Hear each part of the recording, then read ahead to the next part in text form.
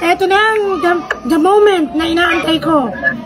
Kasi ang tagal kong inaantay ang pagkakataong ito sa mga estudyante ko na nasa Australia. Eto na ang aking interview sa kanila. So unahin natin si Risa sa may bandang kaliwa. Risa, shoutout ka muna sa mga taga-Pinas. Sa Pinas, ma'am, taga-Bicol ako. Sige, taga-Bicol. Shoutout daw. Shoutout nga eh. Shoutout na rin.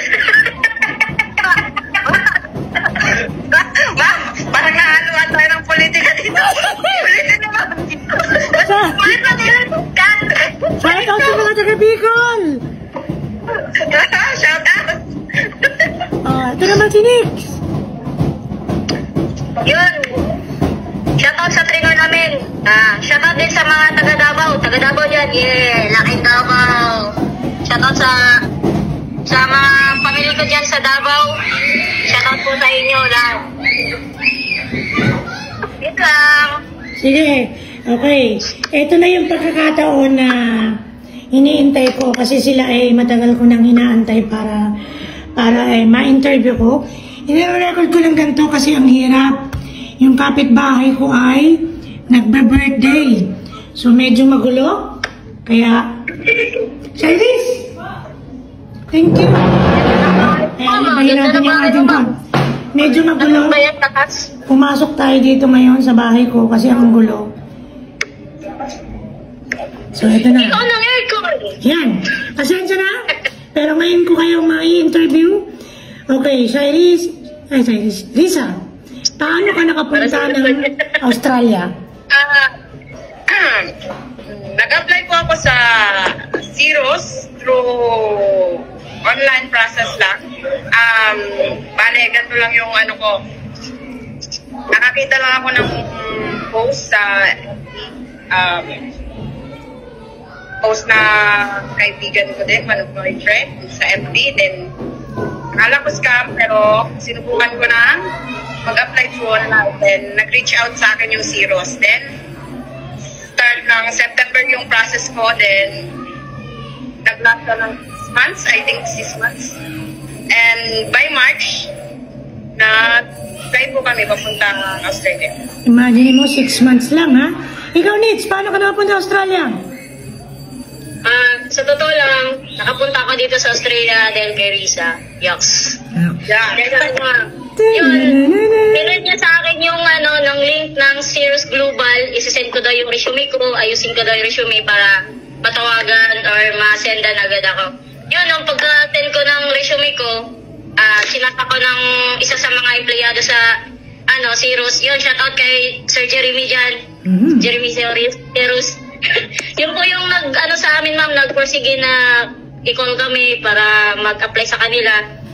Then, yung hindi ko pa pinansin yung resume nila, yung sinend nila sa akin, kasi wala pa din sa isip ko na subukan ko yung pag-apply. So, nung na si Risa, nakahanap din siya ng employer, sabi niya na, next, ituloy mo yung pag-apply mo. Kasi baka mamaya, swerte-swertehin lang din to. Eh, ayun, nagporsige din ako na ituloy yung process ng pag-apply. Mahirap, kailangan din ng siguro mga ilang buwan din yun bago ako naka-apply, naka-trade test, kasi may trade test po kami, ma'am eh. Anong trade test niyo? Bago yung trade test namin, may binigay lang silang drawing, then lang namin yung, siyempre fabricator kami, yung in-applyan namin yung fabricator.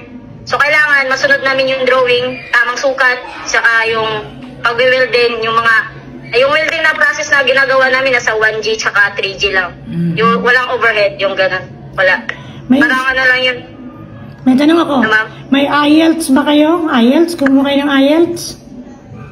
Yes, ma'am. Sa IELTS, bali, ano po yun? PT1. Anong tawag? Para din siya IELTS, pero English test yun. English test. Anong tawag sa English test nyo? PT. Ano ulit? Ang mahina? PTE exam, ma'am. PTE exam. PTE. Dapat anong band score ng PTE na yun? 36. 36 up per category, speaking, reading, writing, and listening. So, dyan pala sa Australia, ganun. 36 up. 36 up. Sa Australia pala, PTE, hindi IELTS. Yes, ma'am. Parang ginano lang niya, ma'am, kasi mahirap yung ano, parang minadali lang nila. Yung At least, naandyan na kayo. Si Risa ay taga Queensland, Australia ngayon. At ang ginagawa niya ay nasa aluminum siya. MIG welder ng aluminum. Si Nick naman ay nasa Melbourne.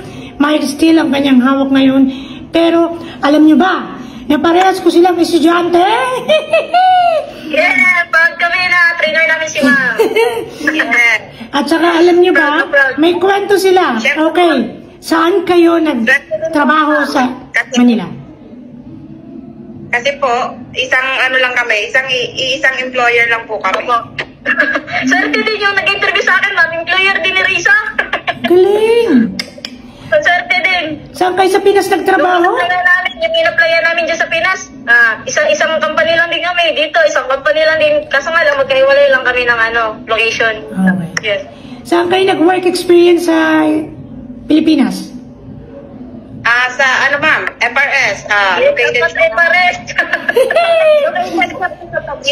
subcon po kami ng DMCI. NPI, Alam niyo, sa totoo lang, nagulat din ako nung malaman ko na sa FRS pala sila ay tumagal. Kasi tandang-tanda ako nung unang araw nang sila graduate, kinakabahan ako kasi sabi ko, ayoko ng mga estudyante ko ay walang trabaho. So ako mismo, naghanap ako ng mga company kung saan sila pwede mag-work kasi fresh graduate, walang tumatanggap ng fresh graduate. Nung kausapin ko yung boss ng FRS, may kasunduan kami na lahat ng graduates ko ay dadalhin ko sa kanila. Subukan nila graduates ko, hindi sila mapapaya. At yun na nga, ang daming nagtrabaho doon na mula sa Taguig. Doon kasi ako naging teacher sa TESDA Taguig. So sila na andon at sila rin pala yung naging reference sila papuntang Australia. Kaya salamat sa FRS. Salamat sa FRS. Shout out FRS. Morning news. Ma'am, kung hindi rin kami siguro nagtyaga, hindi kami doon, hindi kami tatagal doon, syempre. Syempre, ma'am, maraming temptation talaga na ibang company, mas mataas dito, ganyan, mag-apply kayo, ganyan. Syempre, at na kami hindi daw kami aasenso dyan kasi mababa nga lang yung So sa amin naman kasi parang siguro na-tempt din kami nag-apply sa iba pero wala talaga, hindi talaga sinuwerte. Dyan talaga kami binagsak talaga kami dyan. Pero tignan nyo, naging solid experience yun. 5 years kayo, di ba? Yes, ma'am. 7 years. 7 years. Yeah, imagine nyo, 7 years na pala nakakaraan.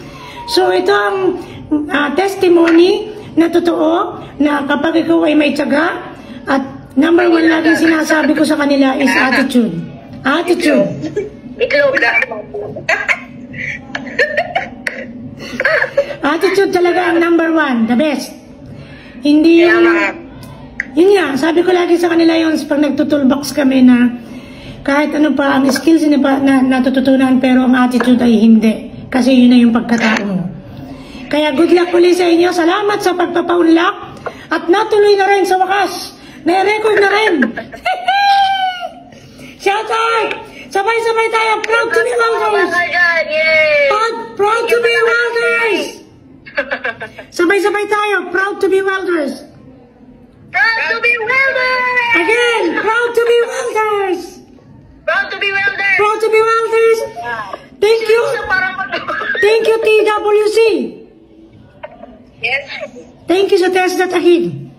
Shout out sa mga TESDA Taguig. Libreng pag-aaral. Yeah. Salamat sa libreng pag-aaral. Thank you.